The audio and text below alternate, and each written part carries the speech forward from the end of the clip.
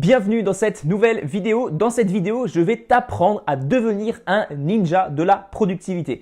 Alors ce terme, je ne l'ai pas inventé du tout, ça vient d'un livre qui s'appelle How to be a Productivity Ninja. Je te mets le livre juste ici. Et ce livre a été créé par Graham Alcott. Je ne sais pas si ça se prononce comme ça, c'est pas grave. De toute façon, je te mettrai le lien dans la description si ça t'intéresse. Donc de quoi parle ce livre? Il parle tout simplement de la productivité.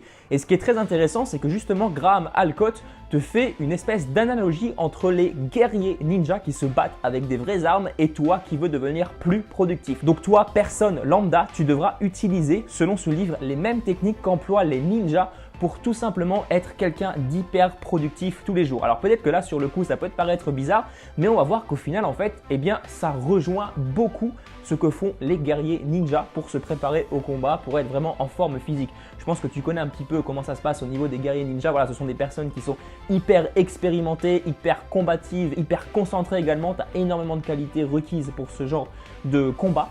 Et bien tout simplement pour devenir productif, c'est exactement la même chose. Donc déjà, première qualité requise pour être un ninja de la productivité, c'est d'avoir un corps solide et en bonne santé. Si tu n'as pas un corps solide et en bonne santé, eh bien malheureusement tu ne vas pas pouvoir être productif parce que tu vas toujours être fatigué et tu vas toujours être en train de vouloir peut-être reporter le truc parce que tu te dis voilà je suis fatigué, je me sens pas bien, c'est peut-être pas le bon moment et tu vas reporter et au final tu ne passeras jamais à l'action.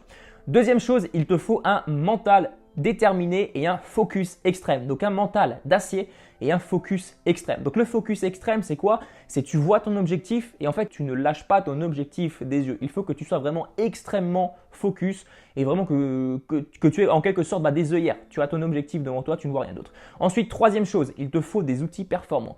Malheureusement aujourd'hui, si tu veux être productif, tu n'as pas des outils performants, tu as un ordinateur qui rame énormément. Alors c'est très bien pour commencer bien sûr, je ne dis pas qu'il faut acheter tout de suite du matériel professionnel, mais si tu as du matériel qui n'est pas performant, eh bien malheureusement tu ne vas pas pouvoir être dans le maximum de ta productivité.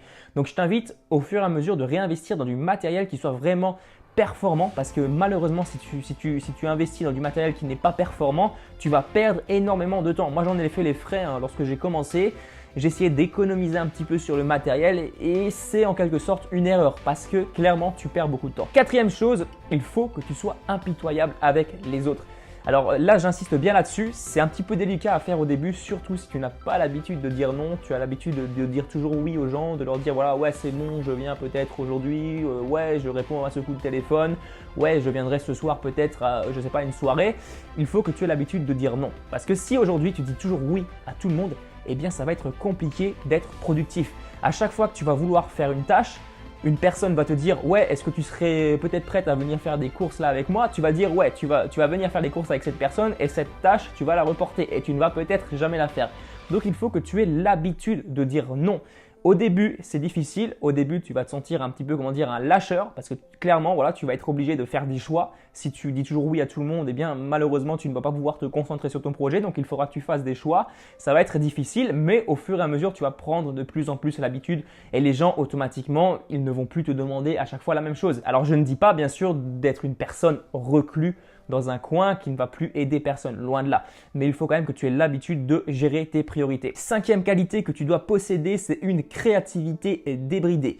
Donc une créativité débridée, qu'est-ce que ça veut dire? C'est très simple. Donc il faut que tu sois non conformiste. Donc il faut que tu te sortes du conformisme. En gros, tu aies de nouvelles idées qui sortent du lot, qui se différencient des idées que tu vas inventer et des idées qui vont surprendre carrément ton audience, toi, si tu es créateur de contenu. Sixième qualité, il faut que tu aies un contrôle absolu de tes peurs et de tes doutes. Et ça, c'est très important parce que si tu ne contrôles pas vraiment tes peurs, tu ne contrôles pas tes doutes, eh bien tu vas être dirigé par ceci. En gros, tu vas avoir une peur, par exemple la peur d'échouer, tu ne vas pas passer à l'action parce que tu vas te dire voilà, si j'échoue, eh bien je ne sais pas ce qui se passera. Peut-être qu'il y aura ça dans ma vie qui changera, je passerai un petit peu pour un imbécile. Voilà, il faut que tu arrives à contrôler ce genre de peur. Il faut que tu arrives également à contrôler tes doutes. Peut-être qu'aujourd'hui tu veux lancer une chaîne YouTube et toi tu as un doute par rapport à ça. Tu te demandes est-ce que c'est le bon choix? Est-ce que je me lance sur la bonne voie? Il faut que tu arrives à vaincre ça, à passer au-delà de ces doutes justement.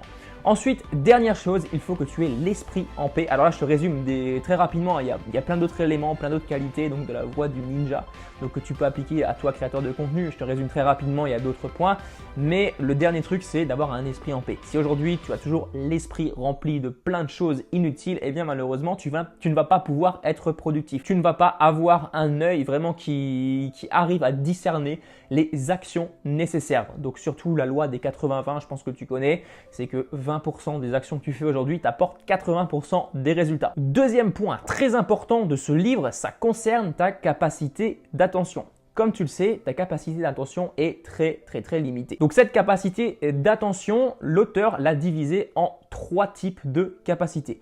Première chose, tu as l'attention de pointe. Donc ça veut dire l'attention vraiment focus. C'est un grand maximum de 2 à 3 heures par jour. Donc cette attention, comme tu l'as deviné, c'est l'efficacité au maximum, au top du top. Donc il faudrait logiquement que cette capacité d'attention, tu la mettes à profit au maximum, contrairement aux autres qui sont un petit peu moins productives. Essaye de discerner au fur et à mesure quel moment de la journée tu es le plus productif, quel moment de la journée tu es le plus inspiré et tu vas travailler à ces moments-là. Deuxième capacité d'attention, c'est l'attention générale. Donc c'est l'attention, on va dire, moyenne. C'est quelque chose qui n'est pas très efficace. Voilà, tu vas faire quelque chose assez machinalement, tu vas un petit peu réfléchir, mais ce ne sera pas le truc le plus fou. Et je te déconseille de faire des tâches importantes lors de cette capacité d'attention. Alors peut-être que pour toi, ce n'est pas le bon moment après les repas. Voilà, tu digères, c'est pas génial. Tu n'arrives pas à être attentif, à être vraiment focus. Peut-être qu'avant de coucher, ce n'est pas le meilleur moment. Peut-être par contre que c'est le contraire le matin. Tu es beaucoup plus attentif.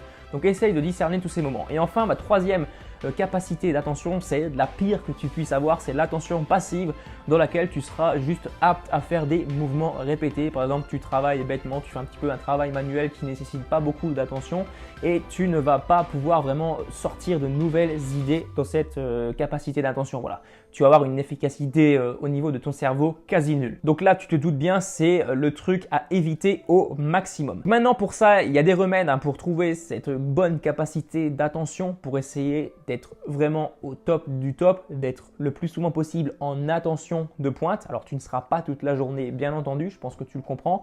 Tu seras environ 2 ou 3 heures par jour, comme je te l'ai dit juste avant. Mais pour ça, il y a des techniques. Pour réveiller ça, il y a des solutions.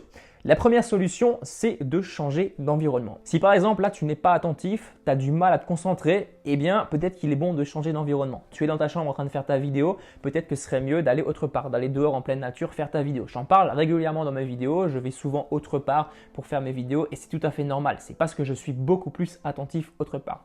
Ensuite, deuxième chose, ce que tu peux faire, c'est que tu peux prendre l'air. Tu es en train d'écrire un article de blog, tu es en train de préparer une vidéo et malheureusement là ça commence à bloquer. Voilà, tu commences à saturer, tu n'arrives pas à trouver des idées. Eh bien tu vas prendre l'air. Tu prends ton vélo, tu vas te balader, tu prends ta voiture, voilà, tu fais ce que tu veux mais tu changes d'air histoire d'un peu de décompresser.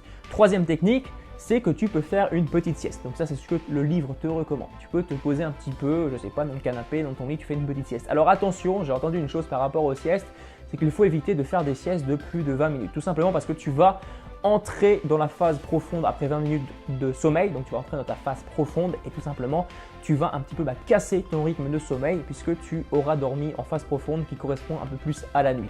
Donc fais attention à ça. Voilà, ça c'est un élément que je ne savais pas, mais je pense que ça a toute son importance. Ensuite, quatrième technique, c'est lance-toi des défis. Si par exemple, voilà, tu n'arrives pas à être productif, tu te lances un défi, tu te dis voilà, à la fin de cette demi-heure, eh bien j'essaye de produire tant et tant de choses. À la fin de cette journée, j'essaye de produire tant et tant de choses.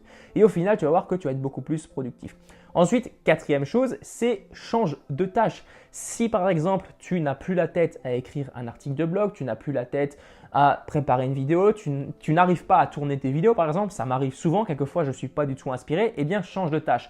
Et après, tu reviendras sur la tâche que tu n'arrivais pas à faire. Ça ne sert à rien d'insister, quelquefois on n'est pas prêt à faire une tâche et il suffirait de changer un petit peu juste d'éléments, tu changes de tâche. Et ensuite, tu reviens là-dessus et tu verras que tu seras beaucoup plus apte à réaliser ta tâche et à mettre en action le truc que tu n'arrivais pas à faire juste avant. Voilà, je pense que tu comprends. Donc voilà pour cette vidéo, voilà pour ce que je voulais te partager de ce bouquin. Alors encore une fois, c'est pas complet du tout. Je t'ai sauté beaucoup d'éléments. Je peux pas te raconter un livre en une seule vidéo, mais je pense que ce sont les éléments les plus importants que tu dois prendre en compte aujourd'hui. Surtout si tu as l'impression de ne pas être productif, tu as l'impression de ne pas pouvoir publier du contenu de la manière que tu souhaiterais le plus. Voilà, tu as envie de publier plus plus de contenu et malheureusement ça ne fonctionne pas pour toi, eh bien je t'invite à tenir compte vraiment des conseils que je t'ai partagés dans cette vidéo parce que clairement, ce livre m'a énormément aidé en termes de productivité. Voilà, si tu as des questions, des suggestions de vidéos, n'hésite pas à me mettre tout ça dans les commentaires. N'hésite pas également à t'abonner à la chaîne si ce n'est pas encore fait. Lâche-moi un pouce bleu si la vidéo t'a plu. Je te dis à très bientôt pour une prochaine vidéo. Allez, ciao!